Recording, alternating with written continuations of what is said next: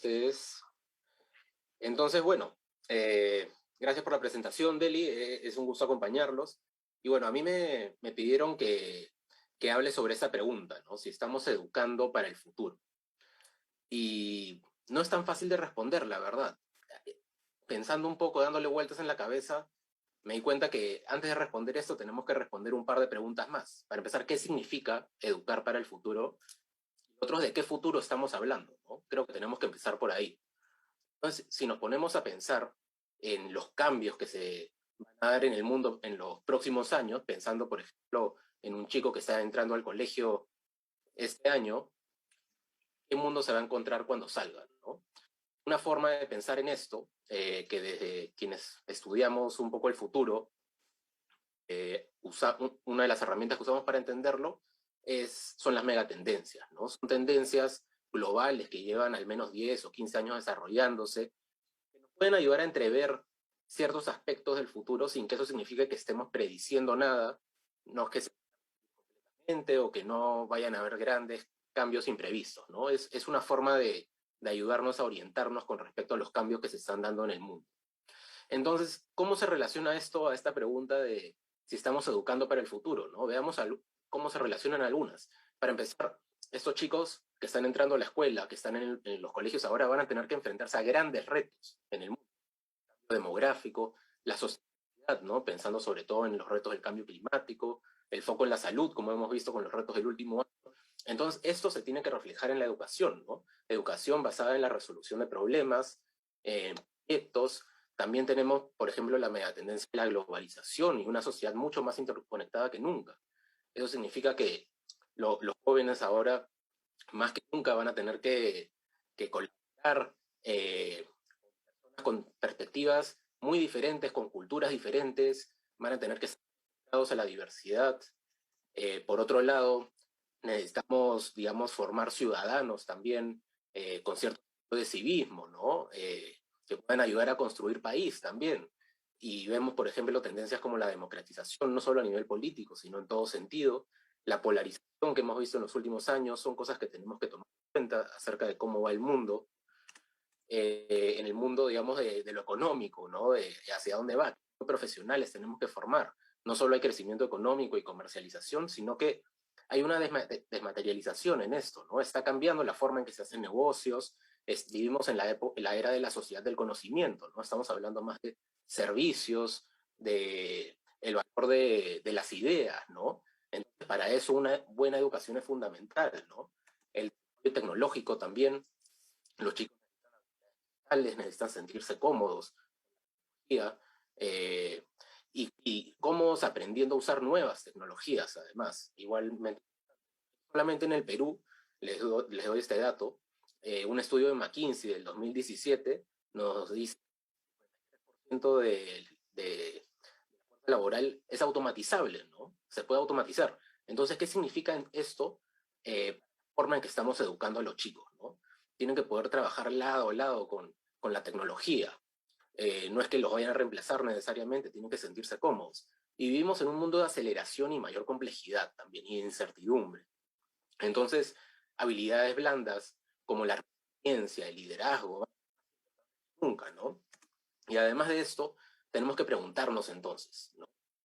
Sabemos que en esa dirección, de manera general, está yendo el mundo, ¿qué es lo que tenemos que enseñar? Las habilidades del siglo XXI no son las mismas que se venían enseñando en los últimos 100 o 200 años anteriores, que no habían habido mayores cambios. Claro, los aprendizajes fundamentales en este cuadrito del Foro Económico Mundial vemos que son importantes, lógico, ¿no? El alfabetismo, la aritmética, la alfabetización científica, pero también ahora la alfabetización en tecnologías de la información, la educación financiera, la alfabetización cultural y cívica, pero también tenemos que pensar en competencias, ¿no? Para que los chicos puedan desenvolverse en este mundo cambiante que tenemos frente a nosotros, ¿no? El pensamiento crítico y la resolución de problemas, clave para enfrentar esos grandes retos, la creatividad para pensar en nuevas soluciones, la comunicación, la colaboración y también cualidades personales como la curiosidad, ¿no? Clave para poder seguir aprendiendo a lo largo de la vida, la iniciativa, muy relacionado al emprendimiento, ¿no? La persistencia, la resiliencia, la capacidad de adaptarse a entornos cambiantes, el liderazgo. la conciencia social y cultural, ¿no? Estas son las habilidades del siglo XXI y tenemos que preguntarnos entonces, ¿estamos enseñando esto? ¿Esto es lo que están aprendiendo los chicos hoy en día realmente o no? Y lo otro, cambiando la forma en que se enseña. Tenemos que tener en cuenta esas tendencias en el mundo de la educación también. Era, por ejemplo, la hemos visto, creo que todos de manera muy clara en el último año y medio, ¿no? Un poco este cambio se vio acelerado por la pandemia, pero el uso de la tecnología y otros cambios en el aula, ¿no? En el salón de clases. No es que toda la educación vaya a ser virtual ahora, pero va a jugar un papel importante. En la parte social sigue siendo importante y las aulas físicas siguen jugando un papel. Probablemente estemos frente a un escenario de modelo, un modelo híbrido, ¿no? En que se va a usar cada vez más tecnología, no solo en la parte virtual, sino también dentro del aula. El papel de los maestros cambia también. Ya no solamente podemos pensar en los maestros como alguien que se para frente al salón de clase e imparte conocimiento, ¿no? Y los chicos tienen que memorizar, aprender. Ya no es así, porque ahora todo el conocimiento lo tenemos al alcance de la mano, ¿no? En el teléfono, en la computadora. Entonces, el maestro, el profesor, tiene que ser más un guía, un mentor, ¿no? Que ayude a los chicos a desarrollarse, a encontrar qué es lo que les interesa, qué es lo que les gusta, a cultivar las habilidades que necesitan para seguir aprendiendo, para desarrollarse, para enfrentar los retos que van a ver a lo largo de sus vidas, ¿no? Tienen que ser más como un entrenador, ¿no? Un gareca, que los guíe por el camino correcto. El aprendizaje colaborativo y basado en problemas, clave para los retos de los que estamos hablando, ¿no? Y para esa diversidad que van a enfrentar los chicos, ¿no? Es mucho más potente pensar en ideas, pensar en soluciones cuando estamos trabajando junto con otros. Entonces, esto va a ser clave. Y el aprendizaje a lo largo de la vida. Es muy probable que los chicos ya no tengan una sola carrera a lo largo de sus vidas, sino que dos o tres van a tener que reinventarse varias veces, probablemente. Y la capacidad de reinventarse requiere ciertas habilidades también, ¿no? Entonces, esas son algunas tendencias que tenemos que tomar en cuenta si estamos pensando en educar para el futuro, ¿no? Entonces, tomando en cuenta todo esto, la pregunta, ¿no? ¿Estamos educando para el futuro? Y hay muchas formas de responder esto. Vamos a tratar de hacerlo un poco con qué nos dicen los datos, ¿no? ¿Qué nos dice eso? Este es el mundial de educación para el futuro de la unidad de inteligencia del Economist, la técnica tan reconocida, ¿no? Y ese es un análisis del 2019, antes de la pandemia, tomemos en cuenta eso. En 50 países, Perú estaba a mitad de tabla. Aparentemente, en el entorno de las políticas públicas estábamos relativamente bien, estábamos mejorando, pero me imagino yo que si se publica una nueva versión de este índice este año, habremos retrocedido unas cuantas posiciones. Pero si vemos el entorno educativo, qué también se está enseñando realmente, estábamos muy mal en la zona roja. Y eso se ve reflejado en otros indicadores, como la famosa prueba PISA, por ejemplo, ¿no? Entonces no estamos realmente educando para el futuro. Eso es lo que tenemos que tener claro acá. Y el efecto de la pandemia fue devastador, además, nos ha traído atrás muchísimo. Los efectos, ¿no? A lo largo de América Latina, en las universidades, muchos chicos tuvieron que abandonar estudios, chicos no regresan a las aulas, ¿no? Entonces es un escenario un tanto desalentador. Podemos actuar al respecto. Eso es lo importante acá. Esa es la idea con la que los quiero dejar, ¿no? Podemos hacer algo. Tenemos que arreglar, en primer lugar, el corto con el largo plazo. Tenemos necesidades urgentes y es urgente educar para el futuro. Tenemos que recuperar primero cierto nivel de estabilidad en el sector educativo, ¿no? Aulas, pero también asimilar estos cambios que se han producido o acelerado por la pandemia, ¿no? Ahora que vamos a regresar a la normalidad, por así llamarlo, ¿qué va a pasar con la educación virtual? ¿Vamos a regresar completamente al salón de clases? ¿Nos vamos a olvidar de eso? No creo, ¿no? Entonces, tenemos que encontrar ese nuevo balance, que no va a ser fácil, pero es crucial poder hacer eso. Tenemos otras tareas pendientes que son realmente urgentes, como adecuar la infraestructura educativa, recuperar ese tiempo perdido fuera de las aulas y un mejor diseño de políticas y mejor ejecución pensando justamente en esas habilidades de futuro, pensando en estos retos que tenemos hacia adelante. Esa es la... Y eso articularlo con una mirada de largo plazo, ¿no? Eso es lo que realmente va a transformar la educación en el futuro. Lo que vamos a hacer es empezar a mirar alrededor del mundo, ¿no? Un escaneo al horizonte, a ver qué es lo que se está haciendo, vamos a aprender, ¿no? Y qué buenas prácticas podemos a tratar de democratizar todo el sistema educativo en el Perú, ¿no?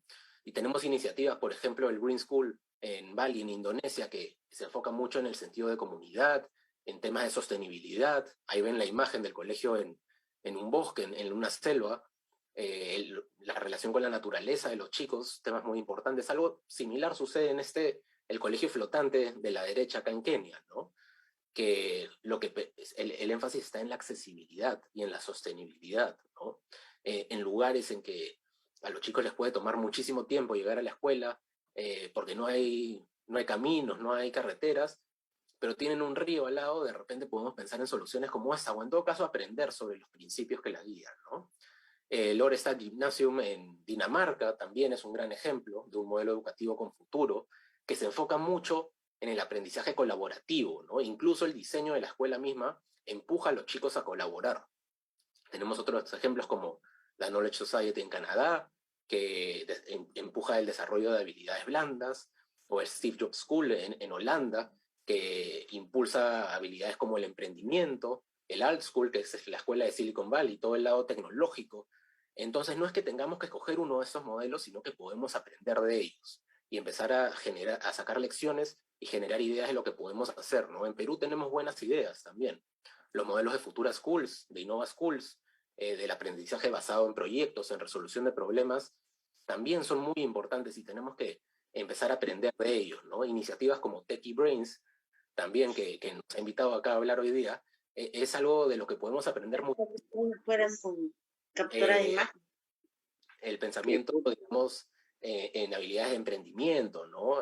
Creatividad y también la relación con la tecnología, ¿no? Podemos empezar a aprender de esos modelos y empezar a masificar, digamos, el acceso a estos modelos educativos. Entonces, lo que tenemos que hacer es empezar a educar para el futuro realmente, porque realmente no lo estamos haciendo a nivel país. Son algunas ideas un poco para cerrar. Y es que tenemos y es que educar para el futuro implica reconocer que estos cambios se están dando tanto en el mundo como en la educación, reconocer que se están dando en el mundo y en la educación misma, ¿no? Tenemos que estar claros. Y esto implica una actualización constante tanto de nuestros modelos educativos como de nuestras políticas, ¿no? Es clave eso, no podemos quedarnos solo con un modelo, una estrategia bien diseñada, tenemos que estar en un constante estado de actualización. La prioridad debe ser siempre el alumno, no nos podemos olvidar de eso. Y que éste pueda desempeñarse con éxito a nivel personal, profesional y como ciudadano, ¿no? No podemos olvidarnos de eso y tenemos que tener claro qué implica eso, qué habilidades tienen que desarrollar, incorporar eso realmente en los modelos educativos. Y el papel del sector privado en estas cosas es muy importante, pero si realmente no llegamos si queremos democratizar estas ideas, queremos que lleguen a todo el país, tienen que llegar al nivel público también.